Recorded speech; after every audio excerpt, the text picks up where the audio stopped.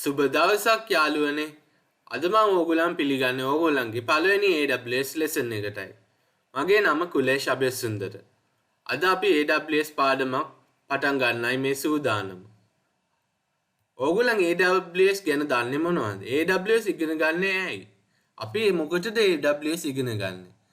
මේක ඇත්තටම AWS කියන්නේ ලෝකේ තියෙන ලොකුම public cloud computing platform එක. ඒකත් එක හේතුවක්. තව හේතු ගොඩාක් තියෙනවා. ඊළඟ එක තමයි large number of companies outsource කරනවා IT AWS හරහා.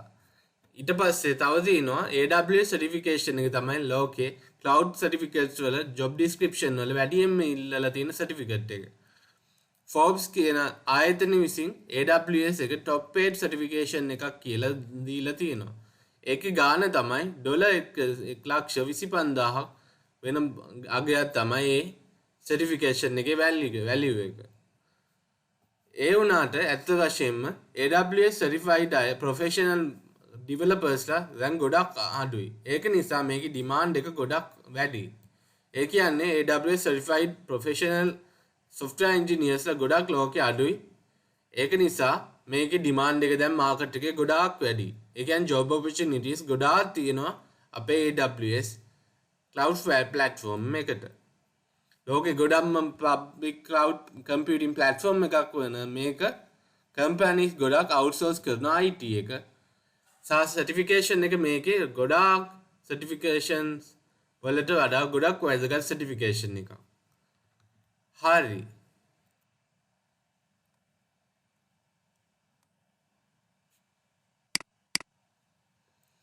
අපිට AWS වල ලබාගත හැකි AWS සහතික ගණනක් තියෙනවා.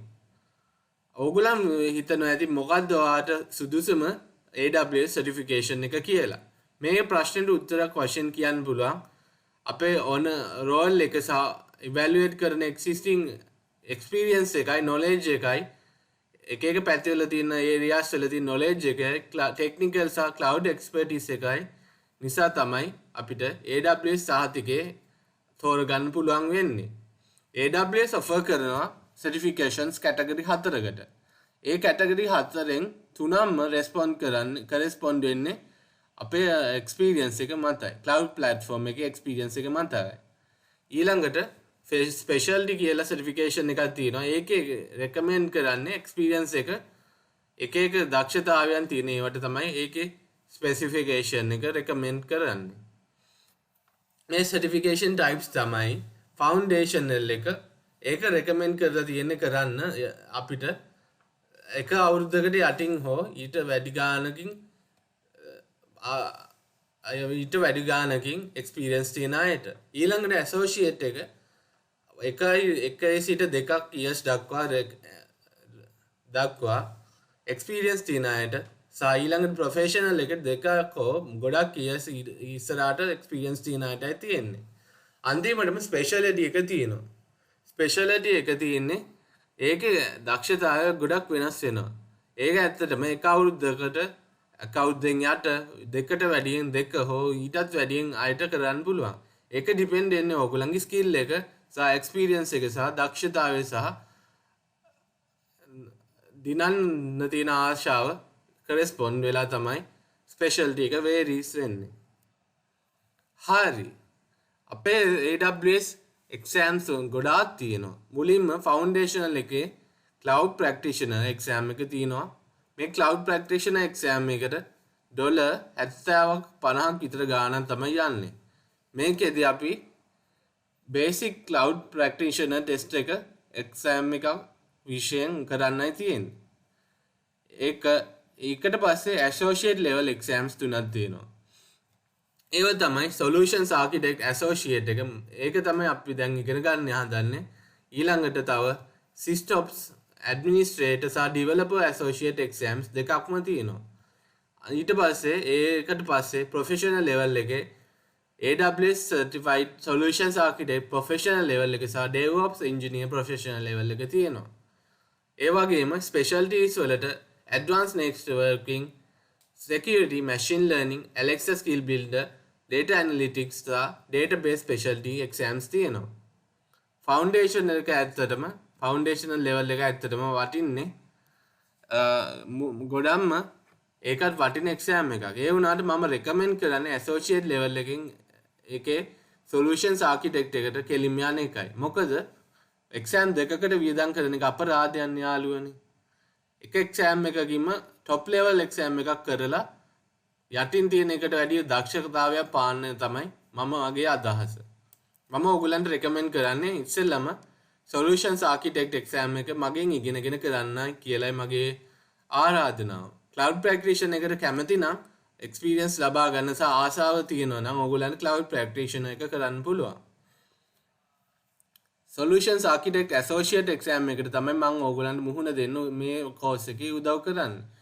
මගෙන් ප්‍රශ්න තියෙනවා නම් අහන්න පුළුවන් chat එකේ සහ ඔයගලන්ට උනන්දුව තියෙනවා නම් මගෙන් වැඩියෙන් වීඩියෝ බලලා මට සපෝට් කරලා ඔයගලන්ට පුළුවන් හොඳට ඉගෙනගෙන මේ එක්සෑම් එක අනිවාර්යෙන් පාස් වෙන්න.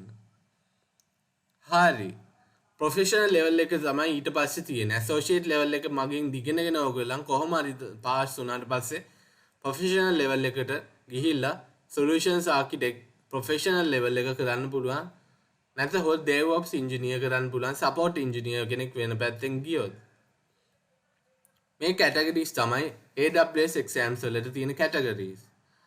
ෆවුන්ඩේෂනල් එකේ ක්ලවුඩ් ප්‍රැක්ටිෂනර්, ඇසෝසියේට් එකේ ආකිටෙක්ට් ඔපරේෂන්ස් ලා ඩෙවලොපර් කියන ඒවට වෙන වෙලා තියෙන කැටගරීස් වලින් එක එක්සෑම් එකක් හෝ ඔක්කොම කරන්නත් පුළුවන්. ප්‍රොෆෙෂනල් ලෙවල් එකේ එක්සෑම් එකක් දෙකක් කරන්න පුළුවන්. මම ඔයගලන්ට දක්ෂතාවය තියෙනවා නම් අරමුණක් තියෙනවා නම් සහ විශ්වාසයක් තියෙනවා නම් මම ආරාධනා කරනවා ඔයගලන්ට මේ හැම එක්සෑම් එකක්ම කරලා බලලා එක්ස්පීරියන්ස් අරන් ක්ලවුඩ් ප්ලැට්ෆෝම් පැත්තේ දක්ෂයෙක් වෙන්න මම ඔයගලන්ට ආරාධනා කරනවා. හරි. ඇත්තටම මේ එක්සෑම්ස් මම කියන දේවල් නෙමෙයි. මම කිව්වට මේවා ඇත්තටම truthfully සත්‍ය වශයෙන්ම AWS site එකේ තියෙනවා. මේවා දාලා තියෙනවා.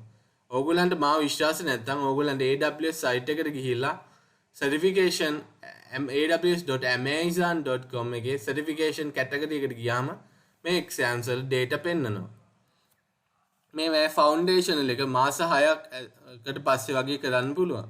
ඇසෝසියේට් එක එක අවුරුද්දක් ඊට වැඩියෙන් දක්ෂ අයට එක්ස්පීරියන්ස් තියෙන අයට කරන්න පුළුවන්. ප්‍රොෆෙෂනල් එක 2 years එක්ස්පීරියන්ස් තියෙන අයට ඊට වැඩිය අඩු අයට කරන්න පුළුවන්. ස්පෙෂැලිටි එක එනස්. ඒක ඕන විදියකට දක්ෂතාවය, ආසාව සහ ඉලක්කය දැනගෙන යන්න පුළුවන් අයට තමයි ස්පෙෂැලිටි එක තියෙන්නේ. ස්පෙෂැලිටි එකෙන් ඉවර වෙන මේ එක්සෑම්ස් ක්ලවුඩ් ප්‍රැක්ටිෂනර් එකෙන් තමයි පටන් ගන්න ෆවුන්ඩේෂනල් ලෙවල් එකේ. ඒ වගේ ෆවුන්ඩේෂනල් එකෙන් ඇසෝසියේට්, ප්‍රොෆෙෂනල් ලා ස්පෙෂැලිටි විදියට කැටගරයිස් වෙලා තියෙනවා. අපි දැන් බලමු AWS training සහ certification associate level AWS certified solutions architect associate exam එකේ exam guide එක දැන් බලමු. AWS solutions architect විභාගය duration එකට ඇත්තටම එකයි විනාඩි මිනිත්තු 130යි. ඒකේ multiple choice questions එනවා scenarios base කරගෙන. ඊට පස්සේ questions number එක තමයි questions ගොඩක් 65ක්ම තියෙනවා. pass mark එක 72යි. ඒ කියන්නේ 10න් 720ක් ගන්න ඕනේ. මේ course එකේ exam එක කරාට පස්සේ මේකේ certification එක අවුරුදු 3කට valid වෙනවා. ඊට පස්සේ ඒකේ cost එක ඇත්තටම $1.50 වෙන්න පුළුවන්. මම මේ course එක දැන් කරන්නේ 2023. ඕගොල්ලන් මේක 2023ට පස්සේ හෝ ඊට කලින් හෝ ඒ කාලය ඇතුළත බලනවා නම් දැනට මේකේ cost එක $150යි. ඊට පස්සේ ඉදිරි අවුරුදු වල මේක vary වෙලා වෙනස් වෙන්න පුළුවන්. ඒ කියන්නේ $150ට වැඩි වෙන්න පුළුවන් ඊළඟ අවුරුදු වල 2023න් පස්සේ. ඒත් ඇත්තටම 2023 price එක $150යි. මේකේ renewable price එක තමයි half exam price එක. ඒ කියන්නේ අවුරුදු මේ exam එක valid වෙන්නේ අවුරුදු 3කනේ. ඊට පස්සේ අවුරුදු 3කින් පස්සේ නැවත කරන්න ඕනේ. එතකොට renewable price එක තමයි exam එකේ price එකට වැඩිය භාගයක් තමයි අපිට ආපහු ගෙවන්න තියෙන්නේ ආපහු exam එක කරද්දී. මම ඕගොල්ලන්ව මේකට හොඳට train කරලා ගන්නයි බලාපොරොත්තු වෙන්නේ. ඕගොල්ලන්ගේ දක්ෂතාවය මම එළියට ගන්න අස්වත් දන්න තමයි බලාපොරොත්තු. හරි. මේකේ ඉන්ට්‍රොඩක්ෂන් එක. AWS Certification Solutions Architect එකේ technologies design base කරගත්ත well architecture framework එකයි තමයි දීලා තියෙන්නේ. මේ exam එකේ validate කරන candidate ගේ ability එක මේ task වලට තියෙන. Design solutions incorporate AWS service වලට projected needs තියෙන අයට design architectures වල secure resilience are high performing and cost optimized අයට review existing solutions and determine කරන improvements.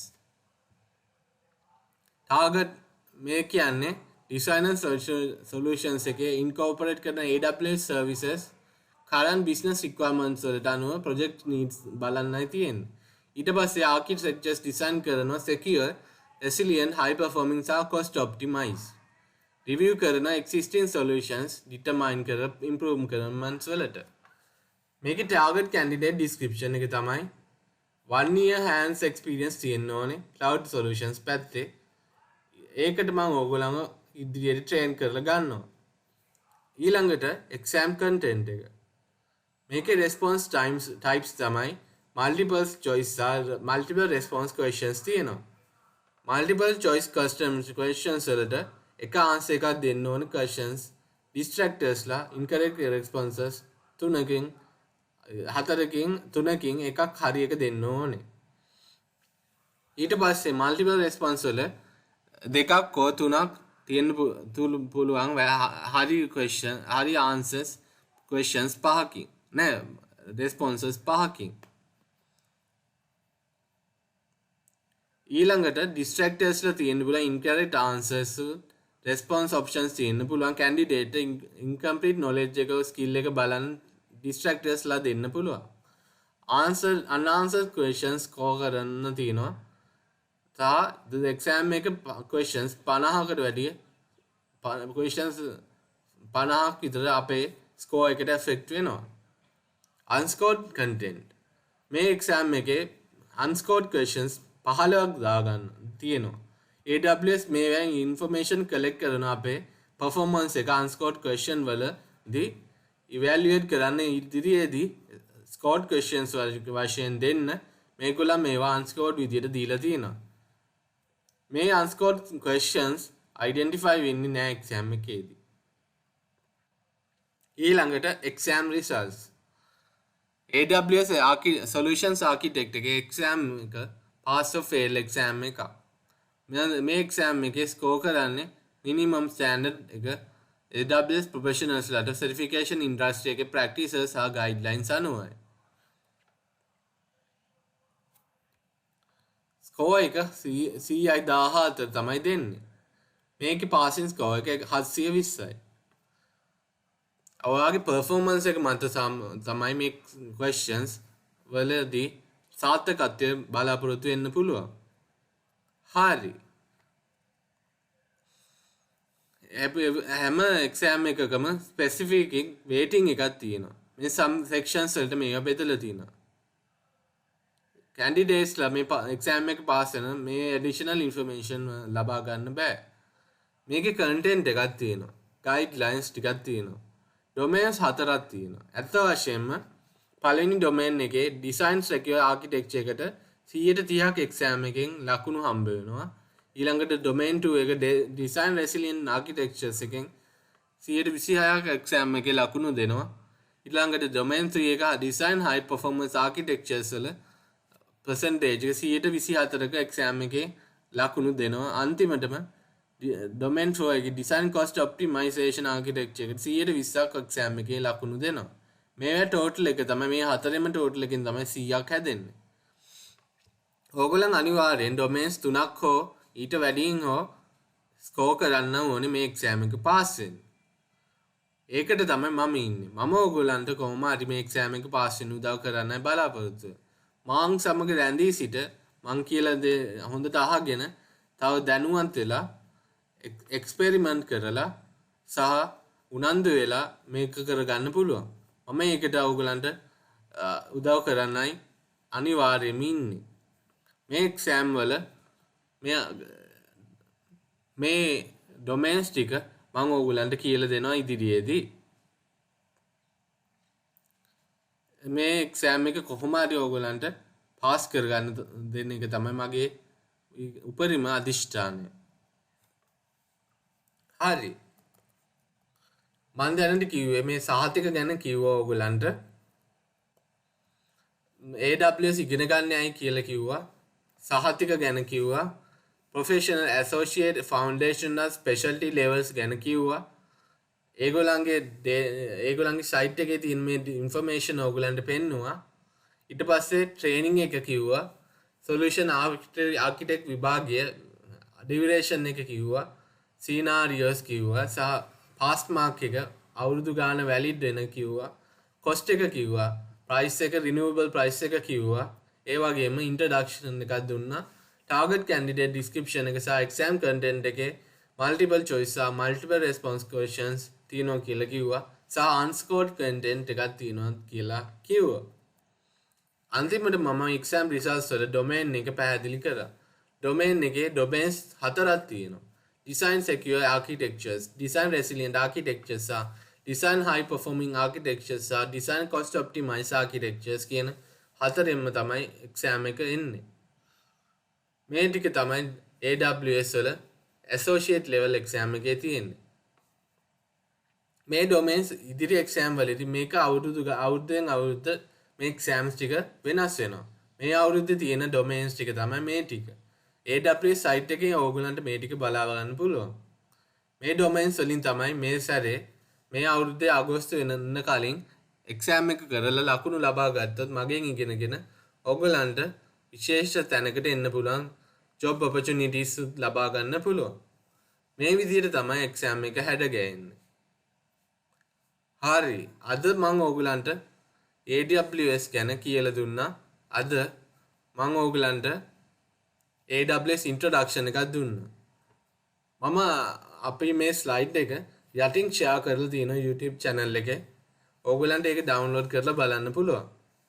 මම ඇත්තද බොරුද කියන්නේ කියලා ඕගොල්ලන්ට රිසර්ච් එකක් කරලා AWS site එකේ බලලා මේව තේරුම් ගන්න පුළුවන් මම බොරුද ඇත්තද කියන්නේ කියලා. මේ විදිහට තමයි අපේ exam එක ගැන පළමු ඉන්ට්‍රොඩක්ෂන් එක මම දුන්නේ. ඉදිරියේදී අපි ඊළඟට practical exam එකකට ලෑස්ති වෙමු. practical exams ඉදිරියේදී ගොඩාක් තියෙනවා. ඒකට ඕගොල්ලන්ට උනන්දු වෙන විදිහට මම කියලා දෙන්න බලාපොරොත්තු වෙනවා. හරි. අපි දැන් ඊළඟ වීඩියෝ එකෙන් ප්‍රැක්ටිකල් ලෙසන් එකක් හමු වෙමු.